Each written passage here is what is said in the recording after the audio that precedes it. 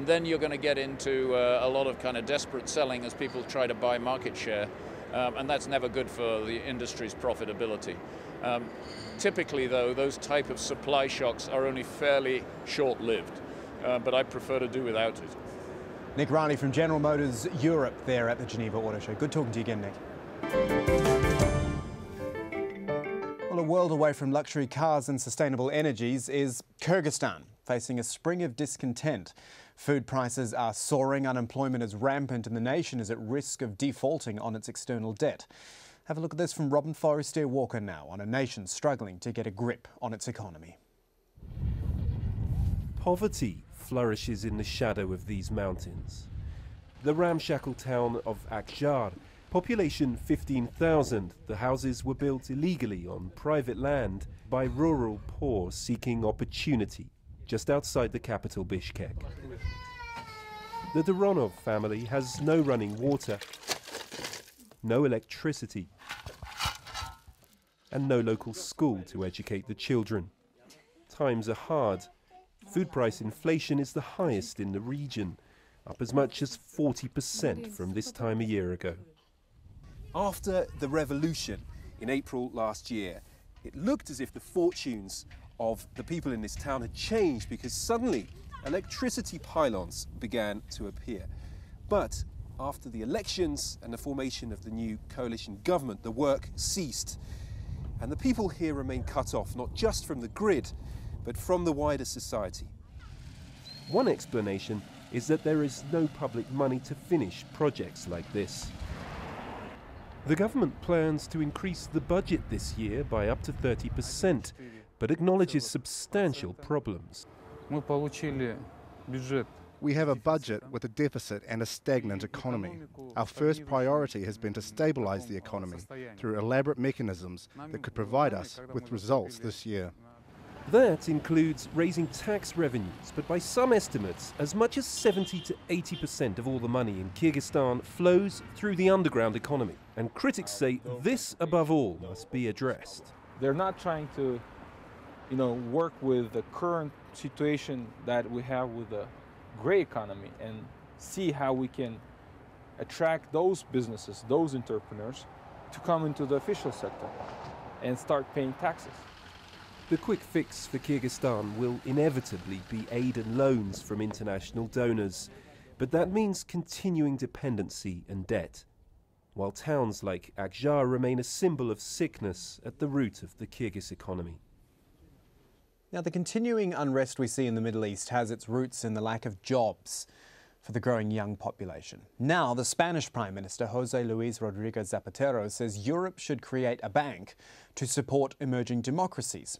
Taimour Nabili sat down with the Prime Minister and asked him, was indebted Europe really in a position to create a Marshall Plan for the fledgling Middle East economies? Tenemos que distinguir dos planos. Uno son el plano de las instituciones europeas. We have to differentiate between two plans. One is the plan of European institutions and their capacity for financial cooperation with countries in North Africa and the Arab world. And in Europe, we do have healthy financial institutions, such as the European Investment Bank, and the possibility of having a financial body to support countries in the Mediterranean. And secondly, the Marshall Plan, which, with the help of private companies and large international companies from Europe, North America, Asia, indeed from all over the world, could group together to raise investment for countries that are changing towards democracy. And I can assure you that those companies have plenty of resources. They have plenty of money and they can make the effort. We've got to organise and plan for that. But I think there's a huge opportunity to help these countries get on their feet financially as soon as possible, and also for big companies to open up important markets, markets with millions of citizens, lots of them young people, that when the economy picks up will go on to become potential customers and go on to earn themselves jobs and a more dignified quality of life. I confess I'm a little surprised. Your background in the Spanish left and what seems to be a global feeling of concern about the strength of private corporations these days, and yet what you're proposing is an entirely private sector-led solution for an area like North Africa. As I say, a little bit surprising.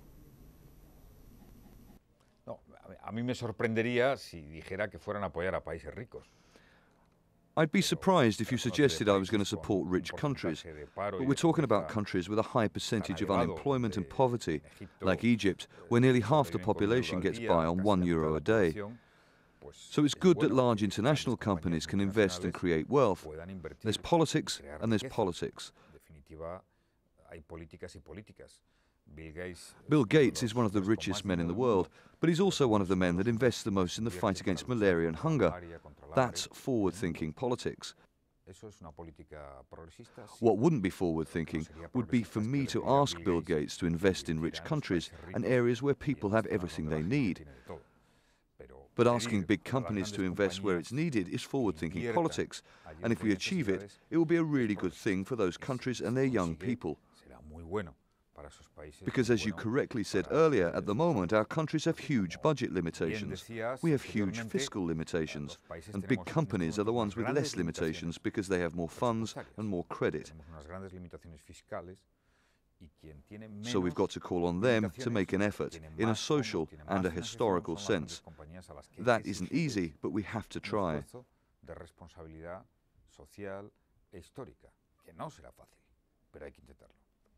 Do you think you are going to be able to guide Spain out of its current crisis? You are still waiting for the banks to come through with a workable plan to rebalance their balance sheets.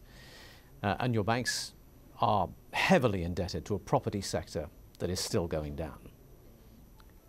On the other hand, you have the ECB in Germany taking an extremely hawkish line on interest rates.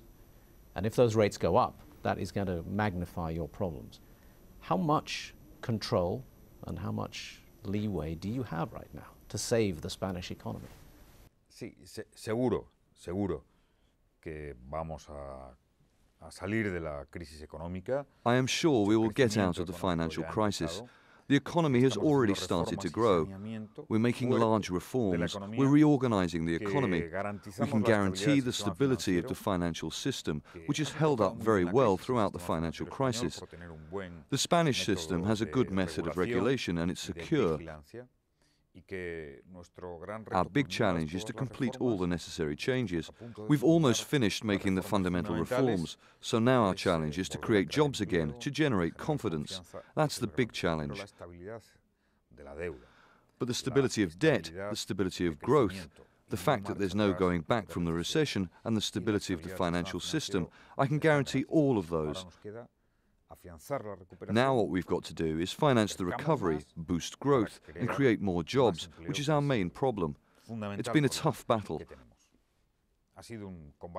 But day by day, we are winning. To Bangladesh now, where the former Nobel Peace Prize winner Muhammad Yunus has refused to relinquish his post as managing director of Grameen Bank. Now, you've probably heard of Yunus, the father of microfinance, they call him. He set up Grameen Bank to offer microloans to millions suffering in poverty in Bangladesh and beyond. But now the government wants him gone. Charles Stratford explains why.